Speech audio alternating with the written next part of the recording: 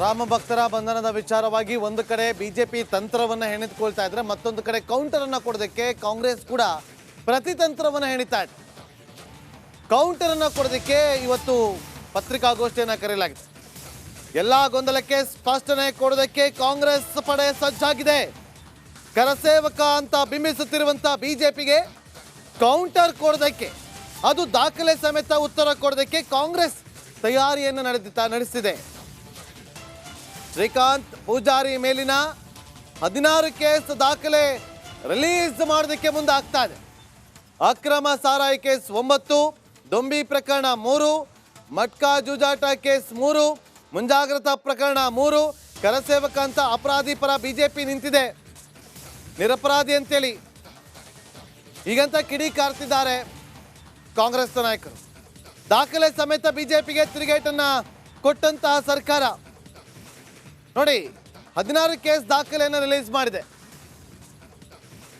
16 ಕೇಸನ್ನ Congress release ಮಾಡ್ತಾ ಇದೆ. ನಮ್ಮ ಪೊಲಿಟಿಕಲ್ ರಿಪೋರ್ಟರ್ ಬಸವರಾಜ್ ಮತ್ತಷ್ಟು ಮಾಹಿತಿಯನ್ನು ಕೊಡೋದಕ್ಕೆ ಲೈವ್ ನಲ್ಲಿ ಜಾಯ್ನ್ ಆಗಿದ್ದಾರೆ. ಬಸವರಾಜ್, ಬಂಧನ ಆಗಿದ್ದು ಮೊನ್ನೆ ಆಯ್ತು, ನಿನ್ನೆ ಆಯ್ತು, ಇವತ್ತು ಬೆಳಗ್ಗೆ ಬಂಧನ ಆಗೋದಕ್ಕಿಂತ ಮುಂಚಿತವಾಗಿ ಹೇಳ್ಬೋದಿತ್ತು ಇವರ ಮೇಲೆ ಇಷ್ಟು ಪ್ರಕರಣಗಳಿದೆ, ಹಾಗಾಗಿ ನಾವು ಇವರನ್ನ ಬಂಧನ ಮಾಡ್ತಾ ಇದ್ದೀವಿ ಅಂತೇಳಿ ಅವರ ಕುಟುಂಬಸ್ಥರಿಗೆ ಮಾಹಿತಿಯನ್ನು ಕೊಡ್ಬೋದಾಗಿತ್ತು. ಅಥವಾ ಬಂಧನ ಆದ ಬಳಿಕ ಹಿರಿಯ ಪೊಲೀಸ್ ಅಧಿಕಾರಿಗಳಿಗೆ ಮಾಧ್ಯಮದವರು ಪ್ರಶ್ನೆ ಮಾಡಿದಾಗ ಯಾವ ಕಾರಣಕ್ಕೆ ಬಂಧನ ಮಾಡಿದ್ರು ಅಂತ ಗೊತ್ತೇ ಇಲ್ಲ ಅಂತ ಹೇಳಿಕೆಯನ್ನು ಕೊಟ್ಟಿದ್ರು.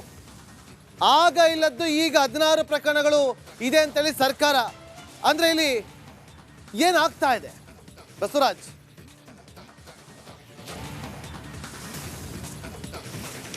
ನಾಗೇಂದ್ರ ಬಾಬು, ಖಂಡಿತವಾಗಿಯೂ ಇದು ಶ್ರೀಕಾಂತ್ ಪೂಜಾರಿ ಅವರ ಬಂಧನ ಇಷ್ಟೊಂದು ತೀವ್ರ ಸ್ವರೂಪ ಮತ್ತು ಗಂಭೀರತೆಯನ್ನು ಪಡೆದುಕೊಳ್ಳುತ್ತೆ ಅಂತ ಸ್ವತಃ ಸರ್ಕಾರಕ್ಕೂ ಗೊತ್ತಿರಲಿಲ್ಲ ಅಂತ ಈಗಿನ ಬೆಳವಣಿಗೆಗಳನ್ನು ನೋಡಿದರೆ ಗೊತ್ತಾಗ್ತದೆ. ಯಾಕಂದರೆ ಯಾವಾಗ ಕರಸೇವಕ, ಹಿಂದೂ ಪರ ಹೋರಾಟಗಾರ ಮತ್ತು ರಾಮ ಜನ್ಮಭೂಮಿಗಾಗಿ ಹೋರಾಟದಲ್ಲಿ ಭಾಗಿಯಾಗಿದ್ದ ಆತನನ್ನು ಹಳೆ ಪ್ರಕರಣವಾಗಿ ಬಂಧಿಸಲಾಗಿದೆ ಅಂತ ಬಿಜೆಪಿ ಯಾವಾಗ ಪ್ರತಿಭಟನೆಗೆ ಇಳಿತು, ದಿನದಿಂದ ದಿನಕ್ಕೆ ವಾಗ್ದಾಳಿಗಳನ್ನು 2 ದಿನಗಳಿಂದ ಸರ್ಕಾರದ ಮೇಲೆ ವಾಗ್ದಾಳಿಗಳನ್ನು ಮಾಡುವಂಥ ಕೆಲಸವನ್ನು ಬಿಜೆಪಿ ನಾಯಕರು ಸರತಿ ಸಾಲಿನಲ್ಲಿ ನಿಂತು ಮಾಡಿದರು. ಆಗ ಸರ್ಕಾರಕ್ಕೆ ಒಂದು ರೀತಿಯಲ್ಲಿ ಬಿಸಿ ಮುಟ್ಟುವಂಥ ಕೆಲಸ ಆಯಿತು. ಯಾಕೆ ಆತನನ್ನು ಬಂಧನ ಮಾಡಲಾಗಿದೆ ಅನ್ನುವಂಥ ಮಾಹಿತಿಯನ್ನು ಗೃಹ ಸಚಿವರು ನಿನ್ನೆ ಅಧಿಕಾರಿಗಳ ಜೊತೆ ಒಂದಷ್ಟು ಮಾನಿಟರ್ ಮಾಡುವಂಥ ಸಂದರ್ಭದಲ್ಲಿ ಮಾಹಿತಿಯನ್ನು ಪಡೆದುಕೊಂಡ್ರು. ಆತನ ವಿರುದ್ಧ ಇರತಕ್ಕಂತಹ ಹಳೆ ಪ್ರಕರಣಗಳ ಒಂದಷ್ಟು ಮಾಹಿತಿಗಳನ್ನು ಕೂಡ ತರಿಸ್ಕೊಂಡು ಇವಾಗ ಸರ್ಕಾರದಿಂದ ಅಧಿಕೃತವಾಗಿ ಬಿಡುಗಡೆ ಆಗುವಂಥ ಕೆಲಸಗಳಾಗ್ತಾ ಇದ್ದಾವೆ. ಆತನ ಮೇಲೆ 16 ಪ್ರಕರಣಗಳಿದ್ದಾವೆ, 9ಕ್ಕೂ ಹೆಚ್ಚು ಅಕ್ರಮ ಮದ್ಯ ಸಾಗಾಟದ ಪ್ರಕರಣಗಳಿದ್ದಾವೆ, ಜೂಜಾಟದ ಪ್ರಕರಣಗಳಿದ್ದಾವೆ, ದೊಂಬಿ ಪ್ರಕರಣಗಳಿದ್ದಾವೆ.